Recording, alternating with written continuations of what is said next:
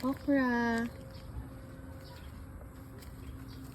Yan ang okrahan ni Kulon. Ayan. Malaki na yung sitaw, oh. Ayun oh. Wow. Hala, lalaki. Pwede pa ba to? Ang laki na, oh. Magulang na. Magulang na Kulon. Hayaan mo lang. Ito. Aray ko pa. Dapat kung maliliit ko lang, ginuhan mo lang. Ganito pa lang. Hinarbis daw eh.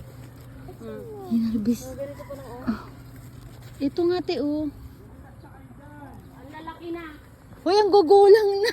Magulang na. Pantanim na ulit. Ayan oh.